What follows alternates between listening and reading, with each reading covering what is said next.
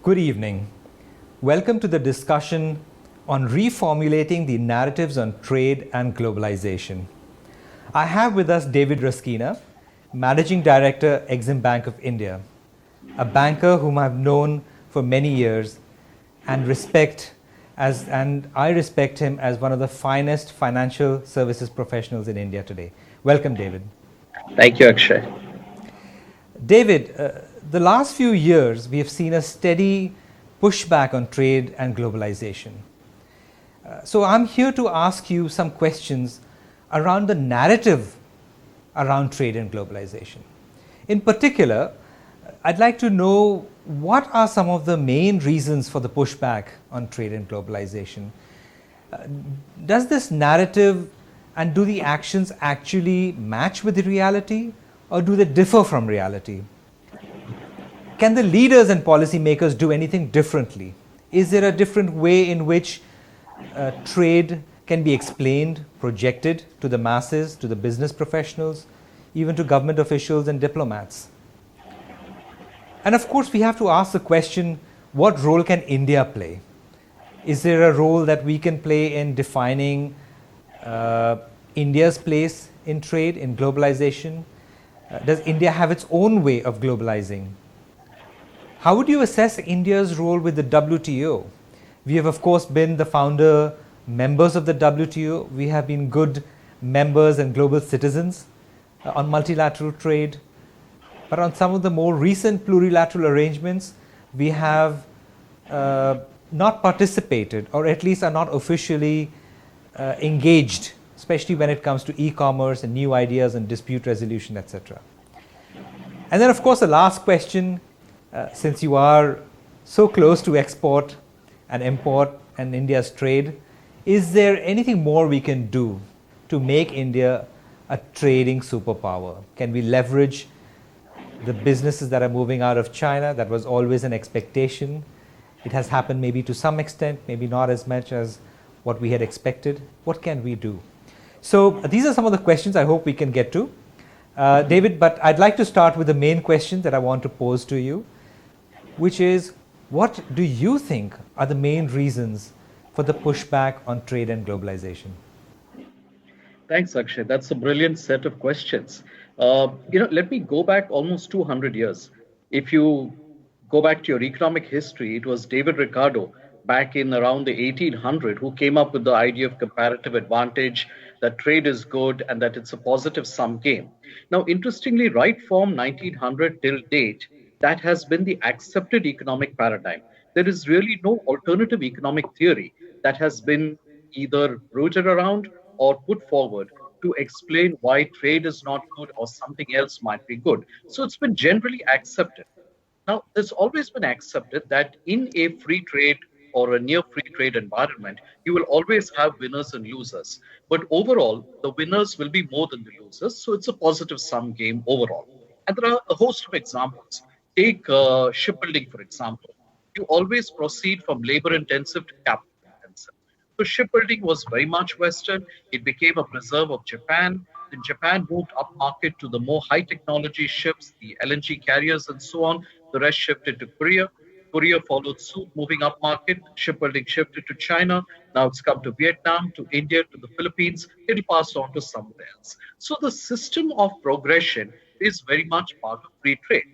So where is the problem? You're right. You're absolutely right that there is a problem. But where did the problem come from? And I'm going to be a little bit out of the box here and tell you that the problem is more than 50 years old. Even though we are seeing the manifestation of the problem now, we need to go back 50 years to see that. Remember, when the Bretton Woods organizations were set up, the GATT was supposed to be part of that, the World Trade Organization, in fact. But the protectionist tendencies of the United States and Western Europe were at their worst. So, with agriculture, you had the infamous Common Agricultural Policy of the EU, you had the butter mountains, you had the wine lakes and tariffs. And agriculture to this date in the Western world is one of the most protected sectors. The same thing with textiles. You had the infamous multi-fiber agreement back in the 1960s, then the various compromises for GATT, and finally the WTO more than a few decades overdue. So this has long roots. And let's not forget that the same people who talked a very good game, when it came to playing that game, simply disappeared from the field. So the roots are long. But again, there is a proximate cause. We can go back into history and allocate blame, but the proximate cause probably is China. And China for two reasons. One is when China started really exporting, it is at a scale that was never seen before. Even when you go back to the days when Germany was the number one exporter in the world, none of its exports were at the kind of scale that China has been able to build up. So there was never really a threat, an existential threat to industries in many countries. But with the coming of China, there was really an existential threat to many industries in many countries, and that definitely was a scare. At the same time, let's be blunt and say that the rules were being gamed. When China was admitted to the WTO, there was the expectation, be it legal, be it moral, but there was the expectation that China would fall in line with global norms and rules. But the fact is that with public subsidies, with opacity in public policy in China, the system has been significantly gamed. At the same time, you had the global financial crisis, which happened in about maybe 12 years ago, which shook global confidence in the system of capitalism or the system of free trade. So, as a result, people who had implicitly accepted the paradigm of free trade now started to question that if the capitalist system itself could be so shaky and could be shaken by a small event, then what about free trade? And perhaps the worst of all is the political class. We've seen in the United States, we've seen it in Western Europe, we've seen it all over the world that politicians are now catering to the lowest common multiple. They are well aware of the clear economic benefits of free trade, but instead we get talk about fair trade. So what is fair trade? When you talk about fair trade, it presupposes that trade is not otherwise fair. Now, trade is a market-driven system. You do want to root out government subsidies, you do want to root out unfair practices, but fundamentally, trade is basically fair. And when you start talking of trade not being fair and trade should be fair and only then it can be allowed, what you're doing is you're preserving monopolies, you're preserving selfish tendencies, which ultimately result in a race to the bottom. And a race to the bottom, you'll agree with me, benefits absolutely nobody. So, this I think is how it started. 200 years ago, a paradigm emerged. 50 years ago, that very paradigm started to be questioned by the very people who are responsible for that paradigm. And today, we are facing the roots of that. David, if that is the case, I think what you were also implying, you're welcome to correct me, but is that so far then over the last 50 years, the powers that be, if you will, have kept a certain narrative about their positions. And that narrative is now changing. Is the reality also changing on the ground? Is that what I'm understanding, that China has changed the reality on the ground, but because of which the narrative has also changed? Is it commensurate? Are they in sync? Or do you think that the reality is different, but the narrative is getting away from us or getting away from the leaders? It's not really as bad as it looks. I'm afraid it's getting bad, Akshay. If I go back a couple of decades, then I will say the narrative was one thing, reality was a little bit different, but the difference between the narrative and reality wasn't very much. Today, I think the situation has changed. The narrative has now shifted far away from free trade. It has gone to what I call was fair trade, which to me is a meaningless phrase. And as a result, the reality is now reflecting that. I mean, I think there is no doubt in when we say that a lot of Chinese trade is simply gaming the system, as I said, because of subsidies and other such practices. So now the reality has changed to meet a new narrative. And it's going to be very difficult to reset reality and reset it to go back to a narrative which is already being questioned. Basically, the genie is out of the bottle. Who is going to be able to shove that genie back in the bottle is the $1 million question. Actually, let me pose that $1 million question to you. Um, David, how can then, in that case, policymakers and leaders, how can they set a different narrative? Um, what is it that political leaders now need to do to uh, in response to what has happened with trade and globalization? I will say not only political leaders, Akshay. I think economists need to do a better job as well. I mean, economists today are a bit discredited, uh, not entirely fairly, in my opinion, but I know I'll probably be called biased on this aspect. Economists started to get a bad name after the global financial crisis, saying that why could you not forecast it better and so on. Well, an economist doesn't have a better crystal ball than many other people. We're all operating on the base of certain models, but that's a discussion for another day. The fact is, however, unfortunately, rightly or wrongly, economists are significantly discredited today. But economists need to make a better attempt at explaining that free trade has brought us a long way, and it is free trade that will continue to take us forward. There is no other paradigm that has been presented by any discipline, be it economics or be it any other discipline, that will put forward a better model than trade. So if the free trade is not fundamentally broken, why are we trying to replace it? That argument is not being made. The noise in the street is about the damage caused by trade and the damage caused by various. I don't want to get into the US China thing, that's a topic for another day. But that is the noise on the street, and there is no competing narrative which is being credibly put up by economists. We have very credible economists around the world. We don't hear them. Next month, Professor Arvind Pangadia will be delivering the EXIM Bank Commencement Day lecture. And to my delight, he is going to be talking on this kind of subject, on the importance of trade and open trade. But I don't hear many other economists doing it. So economists need to take the lead, no matter how discredited they may be. They need to come back and make the case, because there is a case to be made. At the same time, economists by themselves can't do. Sadly, it is in many cases, in many countries, and the US is perhaps the prime example, where leaders themselves have, I'm afraid to say, led their people astray, coming up with bizarre explanations for how to blame free trade for problems that would have nothing to do with free trade. And they themselves need to see the big picture and understand that while what may be good politics in the short term is very bad economics in the long term. You know me, you know I love old Hindi movies. So if you go back to Johnny Walker, there was one of his famous songs saying, "Tumhi ne dard diya, tumhi dawa dena, garib jaan ke." So I think this is what our leaders need to do. They have caused the problem, and they need to be the solution as well. I'm glad you brought it up, at least for our foreign audience. I think we're going to have to suggest which movie to actually watch for that song. David, is it fair to say that there are some specific issues like China and those who are gaming the system that need to be dealt with technically, if I understand if I understand you correctly?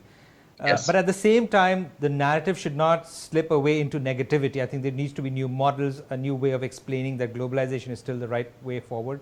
Is that an appropriate summation of what you've just said? Absolutely. We must not get drawn aside by red herrings, no matter how big the red herring. China is a problem. Some other countries are a problem, but they are relatively less of the problem. The need is to go back to the paradigm that we seem to have forgotten. Okay, so that brings me to the question on India. I often I often get a little surprised when people talk about India, and especially some of the Western countries where they say India is not a trading nation, and then I have to maybe give a statistic like trade to the percentage of GDP. Close to 40%, but even the non-oil is pretty high, close to 20 to 24%, which is higher. I mean, I know, which is like the United States and China, I know they're bigger GDPs, of course, but as a percentage of GDP, we are a trading nation. So we do have a role to play, I suppose, David. And in this emerging situation where we are today, what role do you think India has as a trading nation? What kind of role can it play to build that narrative or the new Uh, narrative? Great question, Akshay. And I agree with you. Not only are we a trading nation, Akshay, we have always been a trading nation. If you go back, if you look at Angus Madison's economic texts, in year one of the current era, the common era, year zero, year one, whatever, India accounted for 32% of world GDP. can't account for 32% of world GDP without being a trading nation. Indian textiles, Indian spices, Indian goods of glass and metals were being traded all over. In fact, I was reading in the National Geographic in 3500 BCE, when Pharaoh Ramesses' mummy was being paid, they found small black objects in the mummy, which turned out to be peppercorns. Now, pepper is not grown in Egypt, pepper is grown in Kerala. So you had the trade winds blowing from Kerala to Egypt 5,000 years ago. We've always been a trading nation. What happened was British mercantilism during colonialism, which destroyed trade. Now, that's a subject for another day, and Shashi Tharoor has done it far better than I can ever do it. But yes, if you go back to 1991, what was the lesson we learned from the reforms? We learned that inward looking and autarky is not the right way to go. And from 91, there have been reforms to make us much more open to trade, and you can see the effect in how exports as well as imports. There's nothing, inherently good about exports and bad about imports. They're commerce. You need one to pay for the other. As simple as that. It's not a moral, it's a purely practical issue. But we learned that opening up to the world would improve our economy, it would improve our quality of life.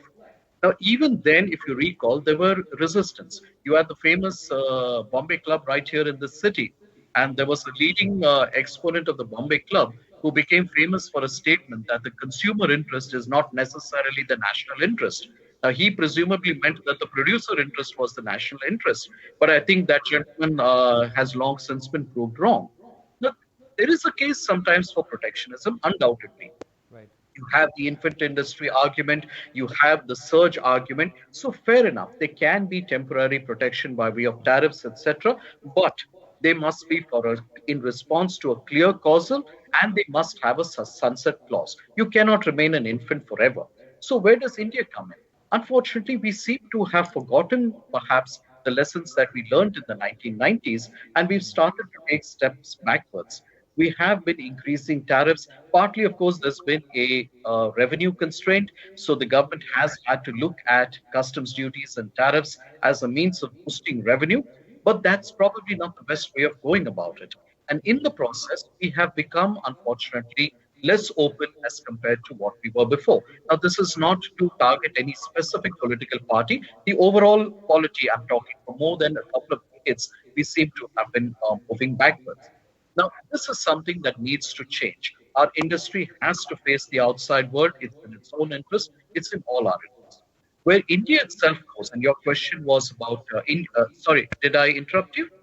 No, no, no. Go ahead. Yeah, you're right. My question was on India and how India can position itself. Right. Yeah. Now, where India goes, look, as India by itself, we are 1% of global trade in merchandise exports. We are 3.4% in global trade in services exports. By ourselves, we are a player, but let's not fool ourselves that we can change anything on our own. Our real strength as a leader of the emerging markets. We need to revitalize the WTO. Let's remember that the biggest growth in global trade happened under the auspices of the WTO because you had the ability that the dominant trading nations could not ride roughshod over all the others. Yes, there were certain imperfections. Yes, there were cases of things going wrong, but by and large, the WTO did a fantastic job. Unfortunately, because of the narrative against trade, the WTO has been frankly emasculated. It's been reduced to an organization which is unable to move very fast. We're still talking about the Doha round, which started, I don't know when there. We've not been able to progress much. The appellate bodies are not staffed. So we need to do a lot to repair the WTO and let it once again lead the way. And I think India, as a natural leader of the emerging markets, is in a position to do this because we can convince the emerging markets that it is in our interest to hang together, lest we hang separately. I think that is where India's strength lies. That is where India's role must be going forward. David, if we do what you've just said, do you think we would be better positioned to take some of the opportunities that seem to have come our way? If you remember when the factories were being pulled out of China, or there was some indications that they might move out of China and they might move to India probably, there was a lot of discussion in India whether we can whether we are the right partners, whether we have the right home and the host, we have the right business environment to attract those companies. Some did come, very few. A lot of them went to Vietnam. Even now, even as part of the COVID-19 pandemic and all the disruptions that have happened in the world, the ASEAN countries seem to have done fairly well when it comes to trade. The disruption to their trade has been least. Just making the point that they seem to have done something right, and they seem to be becoming a formidable player in trade, certainly a competitor for us, it seems. So will we be able to leverage the opportunities that are coming our way now, whether it is from China or whether it is competing with ASEAN? Are we ready? Are we there? We're certainly doing our best, I suppose. What's your assessment? We can, Akshay, but we have a lot of work to do.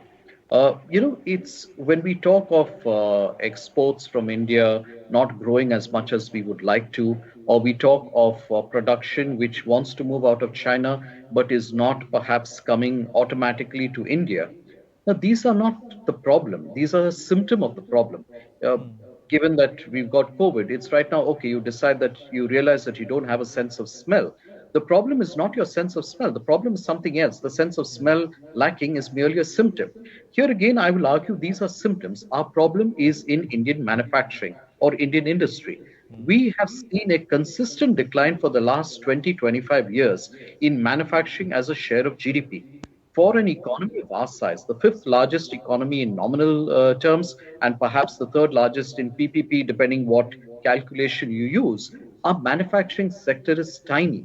Why is our manufacturing sector tiny? Given the size of the domestic market we should have a much higher manufacturing sector. Clearly, something is the matter that the manufacturing environment in Vietnam or ASEAN appears, I don't know, appears to be preferred to our manufacturing environment. We need to be asking ourselves the question, what is it that they are doing right, which we are not doing? Why is it that our manufacturing, and let's leave aside the relocation from China, apart from that, whether that happens or not, we want to bring up manufacturing in India.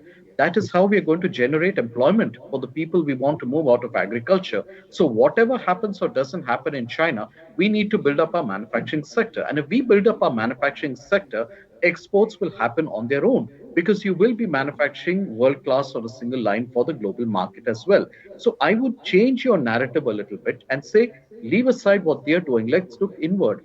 What are we not doing in manufacturing? Is it the cost of land? Is it infrastructure? Is it utilities? Is it regulation? Is it taxation?